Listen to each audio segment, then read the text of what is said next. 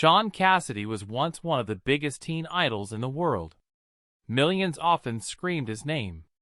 Posters covered bedroom walls, and TV screens lit up with his bright smile every Sunday evening in The Hardy Boys. But behind the charm and clean-cut image was a young man hiding a lot of pain. Cassidy had ideas that were far deeper and darker than what the network wanted to show. He once said he wanted the Hardy Boys to explore real-life issues like police brutality, drug abuse, and teenage trauma, but executives refused.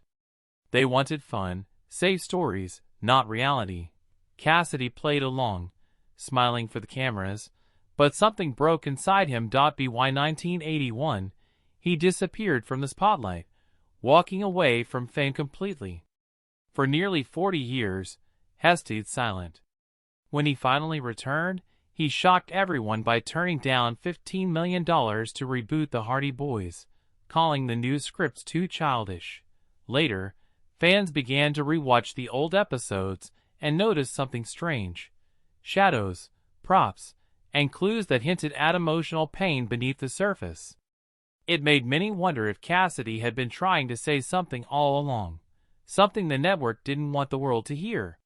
Shaun Cassidy was born on September 27, 1958 in Los Angeles, California.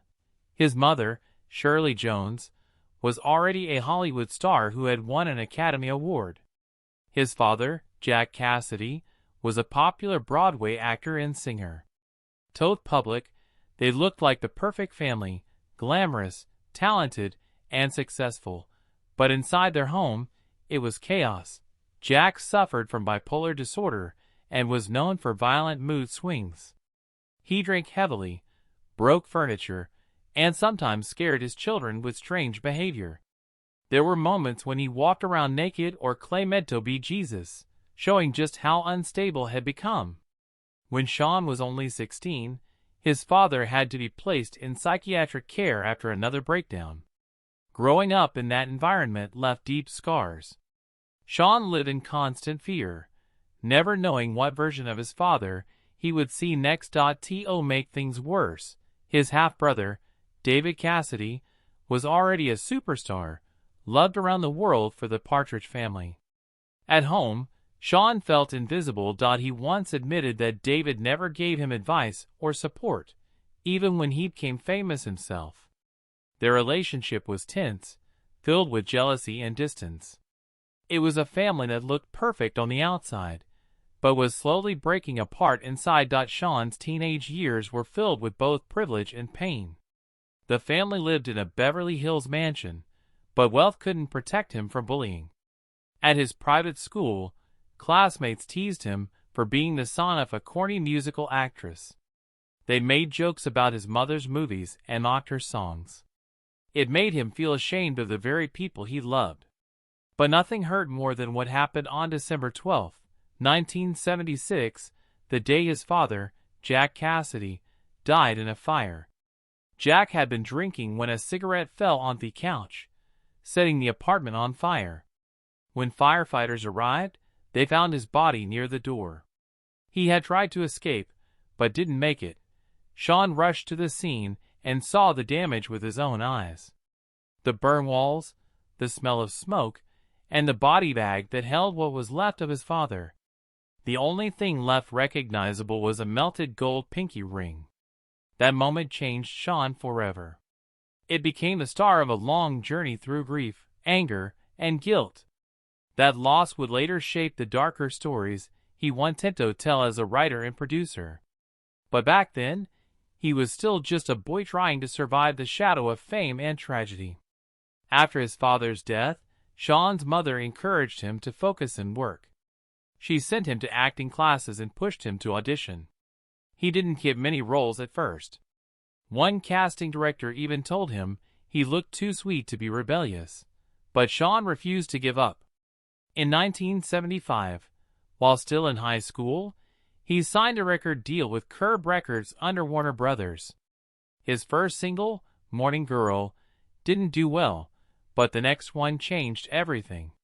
In 1977, His song "To Do Ron Ron" hit #1 on the Billboard Hot 100 and stayed there for weeks. Overnight, he became a teen idol, selling out concerts around the world. His debut album sold more than 2 million copies. But fame came with a heavy price. His schedule was brutal. Sometimes 200 shows in a single year with only a few hours of sleep. During one concert in Germany, he collapsed on stage from exhaustion. Behind the scenes, his team staged fake romances and photos to make him seem like a heartthrob. He hated it, but he was told it was part of the job. At just 18, Shaun was living every teenager's dream, but it wasn't his dream anymore. It was an image built for someone else. In 1977, Shaun Cassidy got the role that made him a television icon, Joe Hardy in the Hardy Boys/Nancy Drew Mysteries. The show quickly became one of ABC's biggest hits with over 20 million viewers. Cassidy's clean-cut charm and friendly face were exactly what the producers wanted. But he wasn't satisfied. He wanted the show to deal with real teenage problems, drugs, family struggles, even crime in the police system. The network refused every time. They wanted fun mysteries, not social issues. Cassidy pushed anyway, rewriting lines and asking for more emotional depth, but the producers blocked his ideas. On set, things were difficult. The actors worked 18-hour days and did many of their own stunts. Cassidy once fainted from dehydration while filming. Then came scandals. Co-star Pamela Sue Martin, who played Nancy Drew, was being paid half of what he earned. When she posed for Playboy magazine in protest, ABC fired her immediately. Fans were furious, and the show started to lose balance. Cassidy also began getting frightening letters and even death threats from obsessive fans. One fan broke into his house. The pressure was immense, and slowly his bright teeth smile began to fade. As the seasons went on, the Hardy Boys began to struggle. Ratings fell, and the network made desperate changes. They removed Nancy Drew entirely and turned the show into something darker, focusing on death, drugs, and espionage. One season even began with Joe Hardy's fiance being killed, changing the tone completely. Parents complained that the show was no longer suitable for kids. The FC received letters, and sponsors started pulling away. Cassidy wanted to push even further into realistic storytelling, suggesting storylines about police corruption and teen addiction, but the network refused. By 1979, the show's ratings had dropped to number 92, and ABC decided to cancel it. Cassidy was devastated, but deep down he wasn't surprised.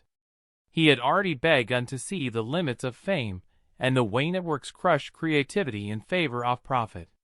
The show's cancellation felt like freedom and failure all at once. He had become famous for something he no longer believed in. That frustration and sadness would later influence his future work when he finally had the power to tell stories his own way. After the Hardy Boys ended, Shaun tried to reinvent himself.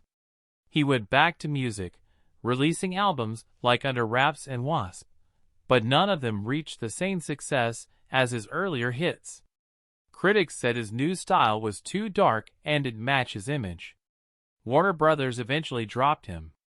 Around this time, Shaun began acting again, taking roles in serious films, and plays top role that he was more than a teen idol. In 1981, he joined a Broadway production called Mass Appeal, hoping people would see his real talent, but audiences didn't want the new Shaun Cassidy. As soon as they saw his name on the posters, they left expecting bubblegum pop, not heavy drama. Ticket sales collapsed within a week, and the show lost millions. Cassidy later said it was one of the most painful experiences of his life. He realized that fame can trap you. People only want the version of you that they fell in love with. For the next few years, he couldn't find steady work. Behind the scenes, his marriage was falling apart, and his personal life was filled with disappointment. The dream was gone, replaced by a long silence. In the late 1980s and early 1990s, Shaun Cassidy decided to step away from acting and music. Instead, he turned to writing and producing.